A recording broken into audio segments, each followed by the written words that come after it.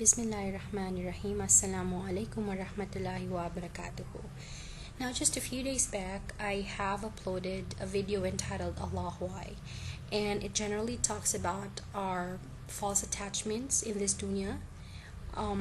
We've also talked about where we put our dependencies on and whom we turn to for help whenever we need one. And we have touched a little bit about pain and how we deal with pain.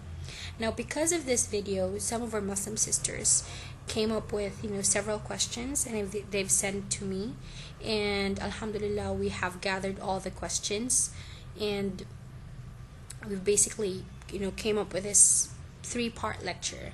I've decided to divide it into 3 so we will have time to reflect on what we have listened to, and if you have additional queries or clarification, you can send the questions over to me, and then we can probably just discuss it on part 2 and part 3. Now, we have to admit that we as human beings face difficult stages in our lives, and during that time when we face difficult stage or we face difficulties in our life, we are often tested and later realize that that particular trial or test had a great impact on us today. Or to some who are currently facing difficulty or in deep trouble, they will then realize in the future that this particular test has actually made them a better person, made them stronger one. Now, it's normal for us when we go outside our home and when we see a person who's very happy, who's laughing, who's enjoying herself with her family, who's smiling, the first thing that comes to our mind is that we wish we could live that person's life because they seem so happy and free from problems and hardships, right? But reality is, nobody has a life free from hardships. Nobody.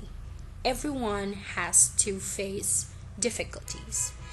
It's just that sometimes some people find it easy to hide what they have been through and to keep that pain inside without talking about the problem and discussing the problem. And as a victim of depression myself, one of the most important things I have learned is that constantly keeping things to yourself can lead to a more severe anxiety and depression. Thus, in our society today, we face certain temptations and pressures. Like in school, we have to get no less than A+. We have high expectations from our parents. We have peer pressure. We have to beat the deadline in the office, and we have to meet the expectations of our clients and our bosses. And the list goes on. We have a bunch of problems in this dunya. Now, from my personal experience, depression is very hard to overcome and recover from. Okay, again, it's very hard to overcome and recover from if you do not know who to turn to for help. Because depression is not just one morning you wake up, you feel depressed, or for 2 weeks you feel depressed and you realize that you're already depressed and you decide to go to your therapist for a 45-minute session, and then you'll be happy and cheerful again and you will be normal again. No, it's not an overnight thing. Recovering from depression may take a while. For some people, it may take weeks. Sometimes it may take months.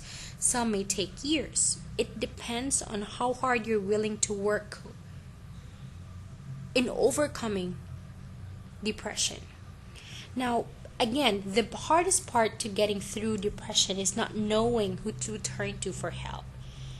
Because it becomes very hard for you to trust people. And I just wanted to clear that I am not in any way discouraging people to go to therapist, or I'm not saying that psychiatrists are not good or they should be ignored when you feel depressed. Psychiatrists are professionals. They have studied human behavior.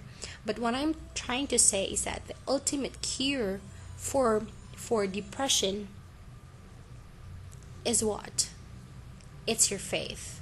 it's your religion, it's your trust to Allah subhanahu wa ta'ala. Why? Because Allah will never leave His servant helpless with a sincere intention of wanting to change and live a faithful and prosperous life. Now, before we go to the things or the basic truths about life that we have to consider when we are depressed, I wanted to point out some basic differences between depression and sadness. Now, in essence, sadness is part and parcel of human life and part of being human. It's a normal human emotion that more or less all human beings experience in different phases in their lives. Like even holy personalities like Prophet Moses, Jesus, and Prophet Muhammad, peace upon them, went through deep sadness. This is just like if a bee comes and stings someone, there will be an immediate reaction. Like if someone slaps you, you'll have an immediate reaction. And the Quran says and provides ample examples from the lives of different messengers who were the greatest of all human beings, that they all went through pain. They've all went through suffering and the resulting sadness in their lives. From that perspective, we can conclude that sadness is normal. It's not haram to be sad, or we are not in any way discouraging people to be sad, but it's how you overcome it, and it's how you deal with that sadness. And according to Islamic teachings, God Himself exclaims that it is He who makes you laugh and cry. Indeed, every emotion we have, it is from Allah subhanahu wa ta'ala. But still, the only difference is that for our prophets and messengers, peace be upon them, the immense sadness didn't stop them from pursuing their missions even more vigorously. So it did not paralyze them in any way. Even if they have had that particular sadness in their lives, they did not stop their mission. It did not make them a dysfunctional person. So their sadness didn't result in hopelessness, nor in a state of inaction. So they went through periods of sadness, but not depression. So now, depression is characterized by what? Depression is characterized by hopelessness, loss of meaning in life, self-worthlessness, and feeling of sadness without being able to identify the cause of the gloominess in life. So the two states of crying and laughing are unique to the human being, that no other animal shares. And what's its purpose? What is the purpose of these two states? The purpose is to make us reflect on the realities of life. Everyone experiences symptoms of depressions, but when the symptoms remain for 2 weeks or more, it is already called clinical depression. However, the Quran teaches us we have to be very careful of many of the symptoms of depression, even if it is for a short time. Depression is the result of not being able to do what we want. It's like you're paralyzed. It's like you cannot do, and you don't have the freedom and the control. We already, it's a sense of loss of freedom and control. Because you're unable to do whatever you want, and you cannot achieve what your real goal in life is. So now we have to discuss I think I can just discuss 2 basic truths about life, and I would say that these 2 are very common, very basic, and I would assume most of us already know this. It's just that sometimes we have to tap each other's shoulders, but hey, remember this. And just a reminder, my brothers and sisters, might as well just open your heart and allow these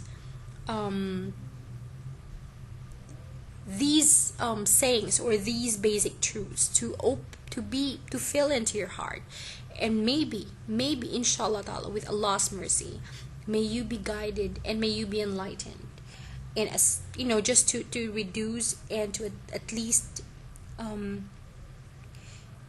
enlighten you and open the path towards overcoming depression. Now, what's number 1? Number 1 is, no human being is burdened with trouble and difficulties they cannot bear.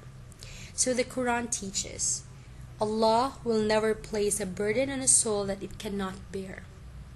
This shows that human being can bear many unthinkable burdens that one initially feels they cannot bear. Like for example, divorce. When a person is facing a marital problem and they're heading to divorce, they feel that they can no longer function as a human being because they've already embraced the fact that that person means everything to them, and that person, the divorce itself would make them a dysfunctional person. Okay? However, after a year or two, or sometimes 6 months, when they find a person far better than that first husband or first wife, they would then realize, thank you, Alhamdulillah. If we have not, if I was not separated from my first husband or first wife, I would not meet this wonderful man or woman. And then you can just, just go on, move forward with your life. Thus, how many times in our life we feel we cannot take it anymore, but we still live through it? How many humans go through difficulties in life but live through it? A lot of us. Right? Second, this is cliche for some, but it's very true. After every hardship is ease. Again, life is one difficulty after another. It's one task after another, one issue after another.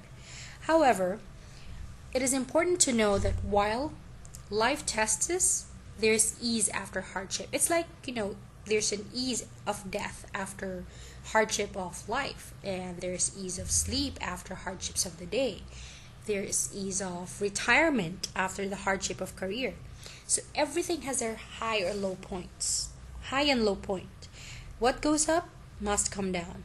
Likewise, tough times only means the times of ease are near. The Quran teaches the morning light after the stillness of a darkness. When it's dark, everything seems still, as if it will never go away, right? The fact is, nothing remains forever and nothing remains the same. So after every time of difficulty, there is ease. So, for example, when you have to take an examination, and it's a very, very difficult exam. It's a very difficult physics exam, say, for example. And what's the reward after that? What's the ease? When you get good score, when probably, you'll get reward after that. You will be rewarded. It's a very simple example, yet it's the same thing as when you are in a difficulty. It's just like a test that after that very difficult situation, you'll find ease after that. And it's a fact. Now, these are just the two basic truths that I wanted to talk about. And inshallah ta'ala, we will be able to continue part 2 of this lecture by next week, or inshallah, early next week. So just, if you have queries, if you have clarifications, just send it over, and inshallah we will be able to give answers to all of your questions. Ashhadu an la ilaha illallah wahdahu la sharika lahu wa ashhadu anna Muhammadan abduhu wa rasuluhu. Assalamu alaikum wa rahmatullahi wa barakatuhu.